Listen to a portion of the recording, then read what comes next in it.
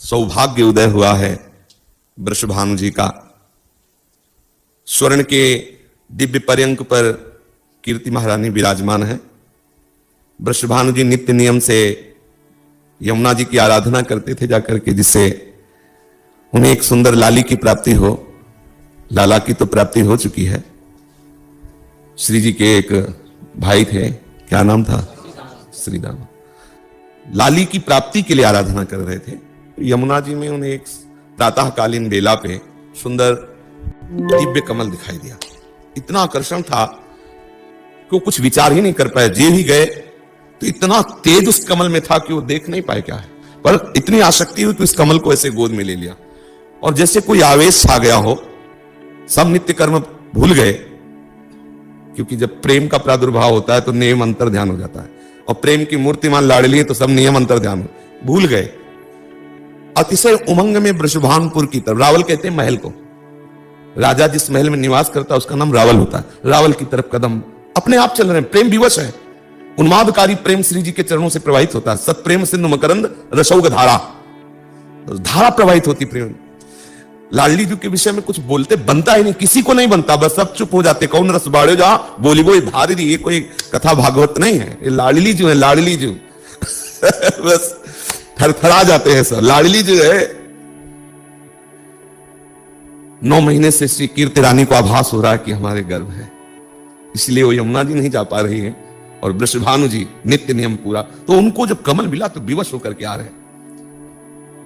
उसी समय श्री कीर्ति रानी को कुछ आनंदमयी पीड़ा महसूस होती है। साधारण प्रसव की तरह वेदना नहीं, एक आह्लादमयी आनंदमयी पीड़ा। वृषभानु जी गए और कीर्ति रानी से कहा, आज दिव्य कमल मिला हुआ। इतना तेज, इतना आनंद कि कमल गोद में रखते हुए वो भी बेसुध हो गई। और जब सबको सुधाई तो कमल नैनी लाडली जुआ। ब्रह्म मुहूर्त का समय है। पुराणों में तो मध्याह्न का समय बताया गया है, हमारे ब्रज के रसिकों ने प्रातःकालीन बेला, क्योंकि कहते हैं अत्यंत सुकुमार राधा तक तो दोपहर की धूप में नहीं होगा क्योंकि भगवान तो अवतरित हो सकते हैं, लेकिन हमारी अत्यंत सुकुमारी लाडली प्रातःकालीन बेला पे, अति शीतल अति मंगलमयी शांत बेला पर, शुक्ल पक्ष, अंधेरे में ठाकुर जी प्रकट होते हैं। हमारी लाडली जो गोरी किशोरी जो शुक्ल पक्ष, तिथि यही अष्टमी और चंद्रवासा सोमवार। पर्यंक में विराजमान श्री कीर्तिदा रानी को पूर्ण यह अनुभव हुआ कि हमारे गर्भ से ही इस दिव्य बालिका का प्रादुर्भाव हुआ। बहुत सी सुंदर सुंदर वृद्धा गोपिकाएं पीड़ा की सूचना सुनकर, आनंदमय पीड़ा की सूचना सुनकर आ गई थी, लेकिन उनको कुछ भी सेवा नहीं मिली, क्योंकि लाडली जू का प्रादुर्भाव उस कमल में पहले ही हो चुका था। निकुंजेश्वरी कमल में आके विराजमान हुई और फिर कीर्तिता की गोद में आ गई। सब आश्चर्यचकित है, इतनी ज्योति, सबके नेत्र चकाचौंध है। जब लाडली जी प्रकट हुई, किसी के सामर्थ्य नहीं हो रही कि हमारी लाडली जी को देख पाओ, इतना तेज है। ऐसा अनुमान करो मानो करोड़ों चंद्रमा एक साथ उदय हो गए हो वृषभानु भवन में। अब श्री जी के आगे बस हम आप तो कोई सामर्थ्य नहीं, कवियों की तो कोई सामर्थ्य नहीं। कवि के लिए तो महाप्रभु कह रहे, देवलोक भूलोक रसातल सुनि कवि कुल मति डरिए। जैसे अभी हो रहा है, कुछ बोलने के समय सामर्थ्य नहीं रहती किसी की लाडली जी के विषय में। अगर वो फर्राटे से बोल रहा है तो अभी संबंध नहीं हुआ श्री जी के चरणों में, और अगर संबंध है तो फर्राटे से नहीं बोल सकता है, तो पक्की बात लड़खड़ा के गिर जाएगा। कुछ बोलना होगा नहीं, वो फिर वो सामर्थ्य देती है बोलने की। ऐसा लावण्य, ऐसी सुंदरता पूरे महल में छा गई। और पहले से ही दुर्वासा जी, श्रृंगी ऋषि, करभाजन जी, गर्गाचार्य जी, सांडिल्य जी, बड़े बड़े महापुरुष जो श्री कृष्ण जन्म उत्सव में ब्रज में वास कर रहे, वो सब आकर वृषभानुपुर को घेरे हुए थे कि आने वाली है लाडली जी।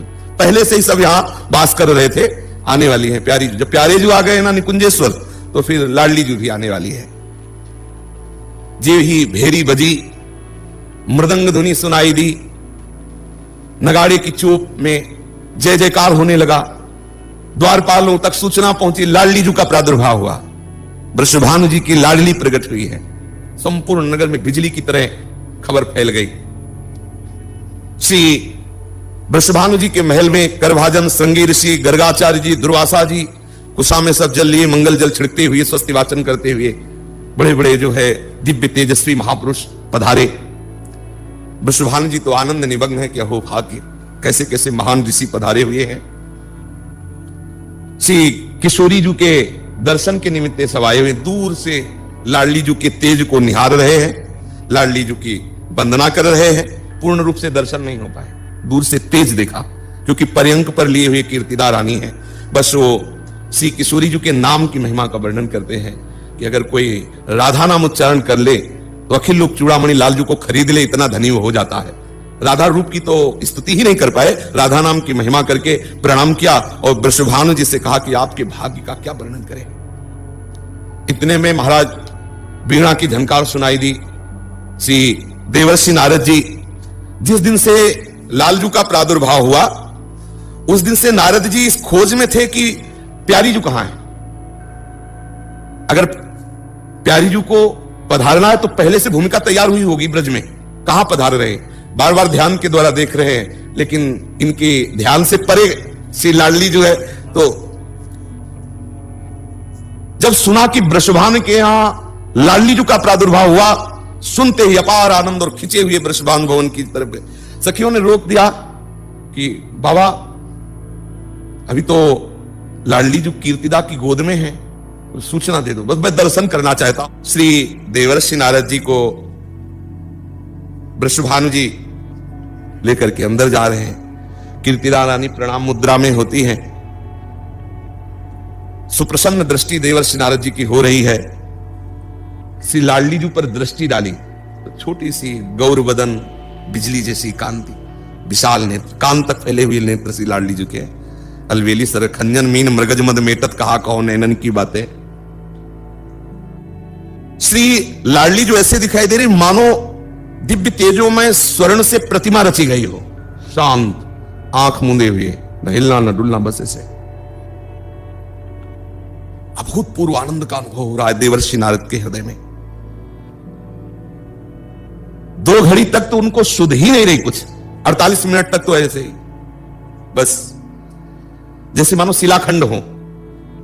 2 घड़ी के बाद कुछ ज्ञान हुआ, सोचने लगे कि ये तो प्यारी जो नित्य किशोरी है, बाल रूप का सौंदर्य तो हम सह नहीं पा रहे हैं। 48 मिनट के बाद होसारा देवर्षि नारद जी को। ब्रह्मलोक, रुद्रलोक, इंद्रलोक, सब लोकों में गया, लेकिन कहीं ऐसी देवी के दर्शन नहीं हुए जैसी मुझे कोई बेहोश कर दे, ऐसा मैंने दर्शन आज तक नहीं किया। महा अपार प्रीति उमड़ रही है गोविंद के चरणारविंद में इस बालिका के दर्शन से। आज तक कभी श्री कृष्ण के प्रति ऐसा प्रेम नहीं हुआ जैसा अभी हो रहा है। समझ लीजिए, लाडली जी की कृपा का स्वरूप होगा कि आप गोविंद अनुरागी हो जाओगे, और गोविंद अनुरागी का फल होगा कि आप राधा के बिना जी नहीं सकते हैं। बस अब तो निश्चित हो गया कि रासेश्वरी पधारी है देवर्षि नारद जी को। ऐसा फिर सोचा कि अभी अवसर है, आगे तो नहीं अवसर मिलेगा।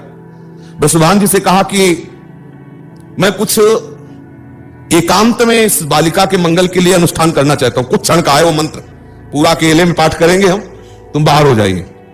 वृषभानु जी, अहो भाग्य हो भाग्य। वृषभानु जी बाहर हो गए, सबको बाहर कर दे, केवल बालिका अकेले गदगद कंठ से अश्रु प्रवाह करते हुए